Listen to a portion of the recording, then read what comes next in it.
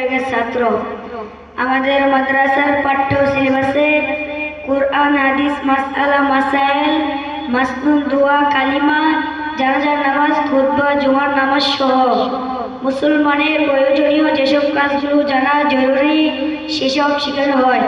তার পাশাপাশি বাংলা, অঙ্ক, ইংরেজি, বিজ্ঞান সহ আরবি লেখা শেখানো হয়। সম্মানিত উপস্থিতি, এ পর্যায়ে জানাজার নামাজ কিভাবে পড়তে হয় তা এখন আপনাদের সামনে দেখানোর চেষ্টা করব ইনশাআল্লাহ। তবে তার আগে জানাজার নামাজ সম্পর্কে কয়েকটি বিষয় আমাদের সকলে জানা দরকার। এক নম্বর হচ্ছে রাসূল সাল্লাল্লাহু আলাইহি ওয়াসাল্লাম ইরশাদ করেন, এক মুসলমান আরেক মুসলমানের প্রতি 6টি হক রয়েছে।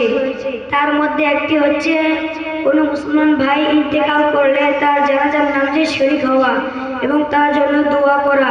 2 নম্বর হচ্ছে জানাজার নামাজ ফরজে কিফায়া। 3 নম্বর হচ্ছে জানাজার নামাজে 2টি কাজ ফরজ। 1 নম্বর 4 বার আল্লাহু আকবার বলা। 2 নম্বর দাঁড়াইয়া জানাজার নামাজ পড়া। 4 নম্বর হচ্ছে জানাজার নামাজে 3টি কাজ সুন্নত। 1 নম্বরে প্রথম তাকবীরের উপর সানা পড়া। 2 নম্বর দ্বিতীয় তাকবীরের উপর দুরূদ শরীফ পড়া। 3 নম্বর তৃতীয় তাকবীরের পর মাইয়েতের জন্য দোয়া করা। 5 নম্বর হচ্ছে জানাজার নামাজ আদায় করিবার নিয়ম।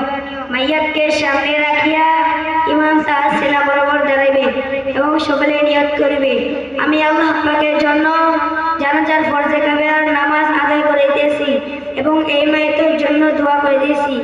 এ বলিয়া আল্লাহু আকবার বলে নামাজে নেহাত বাঁধিবে। প্রথম তাকবীরের পর সানা পড়িবে, দ্বিতীয় তাকবীরের পর দুরূদ শরীফ পড়িবে, তৃতীয় তাকবীরের পর মাইয়েতের জন্য দোয়া করিবে, চতুর্থ তাকবীরের পর সালাম ফিরাবে। সম্মানিত উপস্থিতি, এখন জানাজার নামাজ শুরু হচ্ছে।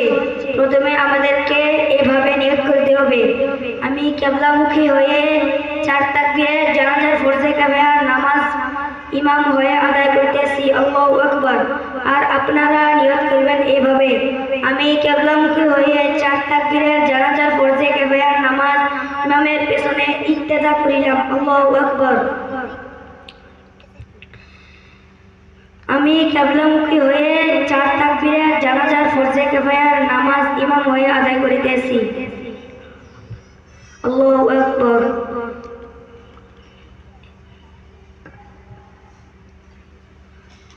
আমি কিবলামুখী হয়ে 4 তাকবীরের জানাজার ফরজে কিফায়ার নামাজ ইমাম হয়ে আদায় করিতেছি, আল্লাহু আকবার।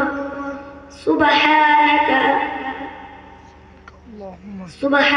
আল্লাহুম্মা ওয়া বিহামদিকা ওয়া তাবারাকা ইসমুকা ওয়া তাআলা জাদ্দুকা ওয়া জাল্লা সানাউকা ওয়া লা ইলাহা গায়রুকা, আল্লাহু আকবার।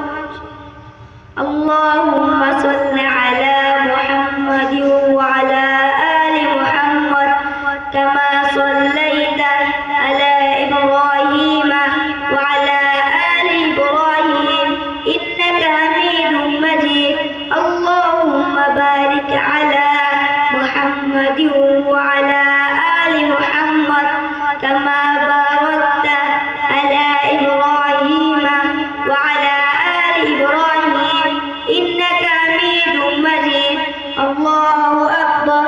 আল্লাহুম্মা ইগফির লিহাইয়িনা ওয়া মাইয়িতিনা ওয়া শাহিদিনা ওয়া গায়িবিনা ওয়া সগীরিনা ওয়া কাবীরিনা ওয়া যাকারিনা ওয়া উনসানা, আল্লাহুম্মা মান আহইয়াইতাহু মিন্না ফাহইহি আলাল ইসলাম ওয়া মা তাওয়াফাইতাহু মিন্না ফাতাওয়াফাহু আলাল ঈমান, আল্লাহু আকবার।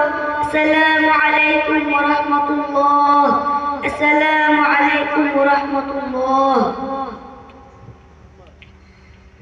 সম্মানিত মুসল্লিয়ান কিরাম, মাইয়ের যদি প্রাপ্তবয়স্ক নারী কিংবা পুরুষ হন তাহলে তার জানাজার নামাজ এভাবে পড়তে হবে যেভাবে আমরা আপনাদের সামনে দেখিয়েছি। কিন্তু মাইয়ের যদি নাবালেগ ছেলে কিংবা মেয়ে হয় তাহলে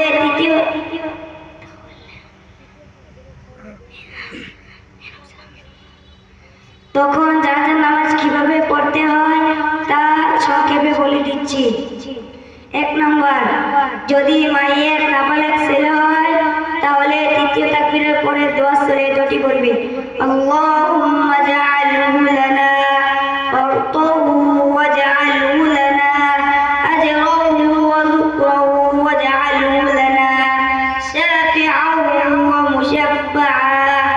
আর যদি মায়ের নাবালিকা মেয়ে হয় তাহলে তৃতীয় তাকবীরের পরে দোয়া সূরা দুটি পড়বে اللهم اجعلها لنا فرطا واجعلها لنا أجرا وذكرا واجعلها لنا شافعة ومشفعة। السلام عليكم